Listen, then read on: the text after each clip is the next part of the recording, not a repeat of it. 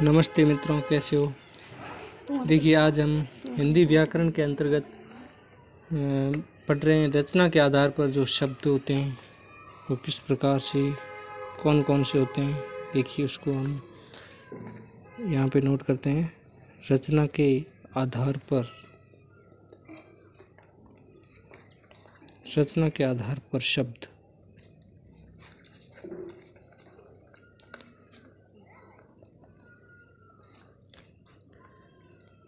नया शब्द बनाने की जो प्रक्रिया होती है उसको हम क्या कहते हैं, रचना या बनावट।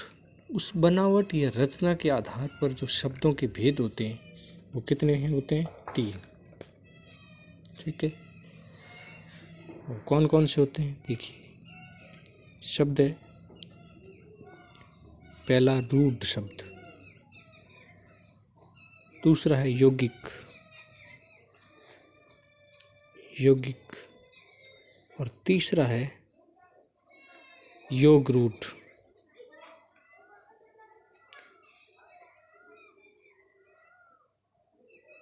तीसरा कौन सा है? योग रूढ़। ये हो गए रचना या बनावट के आधार पर शब्दों के भेद। देखिए, रूढ़ शब्द किसे कहते हैं? वे शब्द जो किसी व्यक्ति, स्थान, प्राणी और वस्तु के लिए वर्षों से प्रयुक्त होने के कारण किसी विशिष्ट अर्थ में प्रचलित हो गए, ऐसे शब्द रूढ़ शब्द कहलाते हैं। इन शब्दों में अर्थ की एक ही इकाई होती है। इन शब्दों की निर्माण प्रक्रिया भी ज्ञात नहीं होती तथा इनका कोई अन्य अर्थ भी नहीं होता। जैसे शब्द है, जैसे रूढ़। रूढ़ शब्द में देखिए दूध है, जैसे शब्द दूध है, गाय है, देवता है,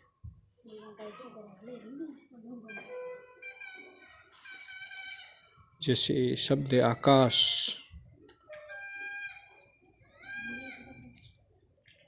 शब्द जैसे मेंढक,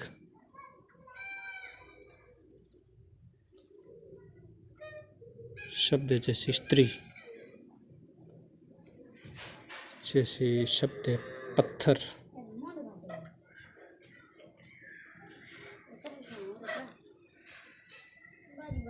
जैसे शब्द है दीपक।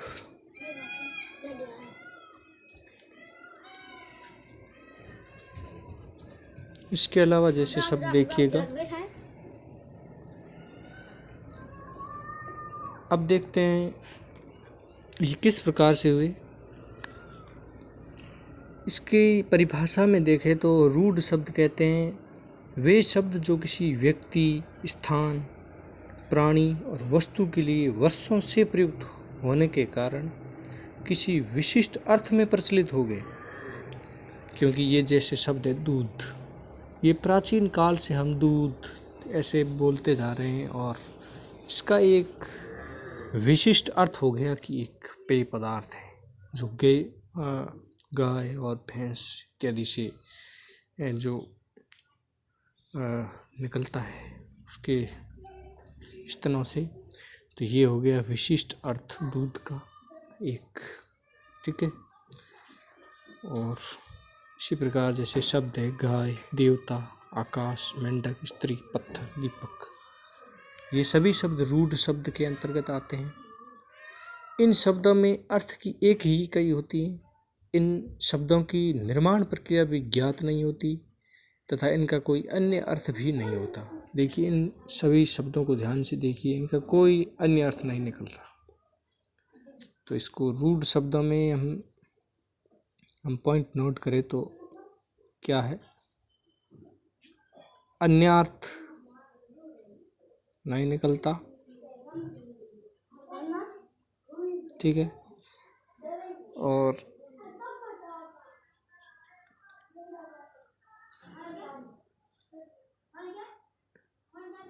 वर्षों से प्रयुक्त होने के कारण किसी विशिष्ट अर्थ में प्रचलित हो गए, रूढ़ शब्द कहलाते हैं।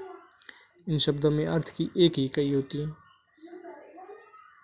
तो इन बातों का ध्यान रखें तो हम रूढ़ शब्दों को पहचान पाते हैं।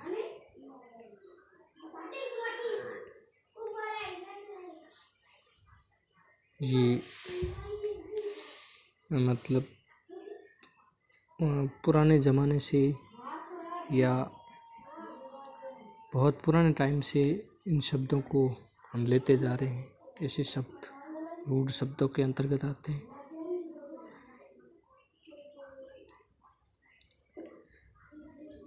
तो अगर आप लिखना चाहें तो इसकी सही एकदम सटीक परिभाषा, तो वे शब्द जो किसी व्यक्ति, स्थान, प्राणी और वस्तु के लिए वर्षों से प्रयुक्त होने के कारण किसी विशिष्ट अर्थ में प्रचलित हो गए, रूढ़ शब्द कहलाते हैं। यानी कि दूसरा पॉइंट की बात करें तो इसका विशिष्ट अर्थ होता है।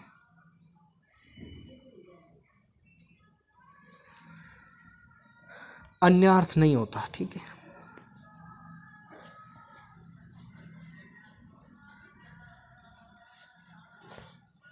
इन शब्दों को हम रूढ़ शब्द कहते हैं। इन शब्दों की एक ही अर्थ की जो इकाई होती है वो एक ही होती है। इन शब्दों की निर्माण प्रक्रिया भी ज्ञात नहीं होती और इसका कोई अन्य अर्थ भी नहीं होता। ऐसे शब्द जैसे दूध है, गाय है, देवता, आकाश, मेंढक, स्त्री, पत्थर, दीपक, ये हो गए रूढ़ शब्दों में। ठीक है। बढ़ते हैं नेक्स्ट शब्द की ओर। शब्द जैसे यौगिक शब्द में वे शब्द जो दो या दो से अधिक शब्दों से बने, दो या दो से अधिक शब्दों से बने हैं। उन शब्दों का अपना पृथक अर्थ भी होता है किंतु मिलकर संयुक्त अर्थ का बोध कराते हैं।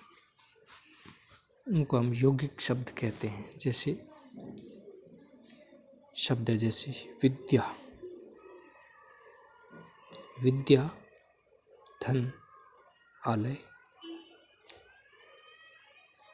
बराबर क्या बना? विद्यालय। तो ये हो गया यौगिक शब्द। यौगिक शब्द में दो शब्द होते हैं जिन दोनों का अपना अलग अलग अर्थ होता है और जब ये दोनों शब्द मिलकर नया शब्द बनाते हैं और उसका भी एक विशिष्ट मतलब अर्थ होता है, वो हो गया यौगिक शब्द में।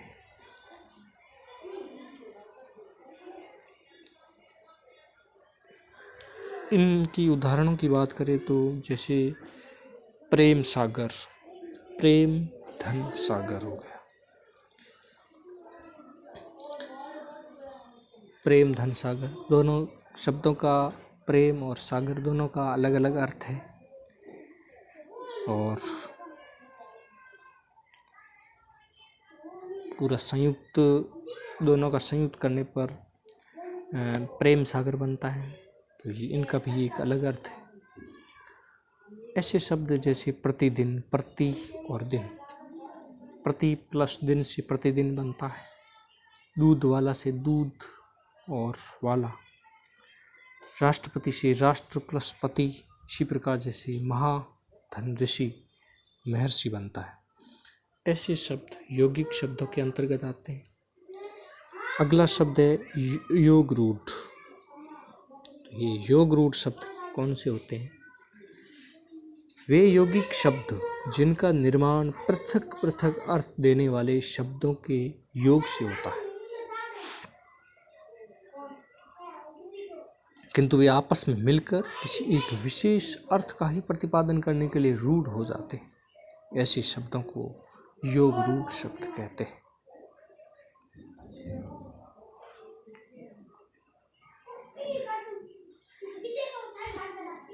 यानी कि ये यौगिक शब्द है, ऐसे यौगिक शब्द होते हैं जिसका मतलब एक तीसरा अर्थ निकलता है। यानी कि इसमें नोट करें तो तीसरा अर्थ देने वाले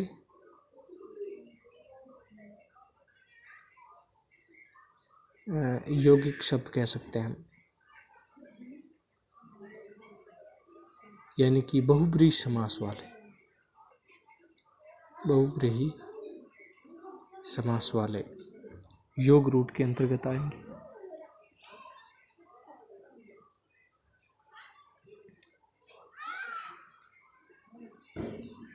तो जैसे उदाहरण देखिएगा,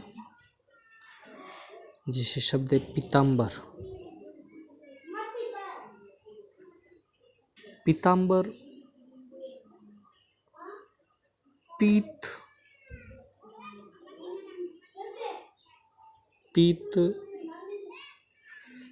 यानी कि पीला। पीत का अर्थ क्या होता है? पीला।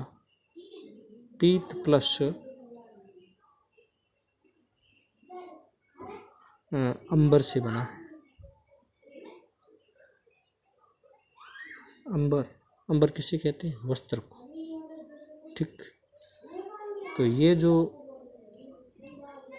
पीला है वस्त्र, वैसे ही यौगिक लग रहा है पीताम्बर, परंतु इसका तीसरा अर्थ आप ढूंढिएगा। पीला है वस्त्र जिसकी, और जिसका प्रचलित रूढ़ शब्द है,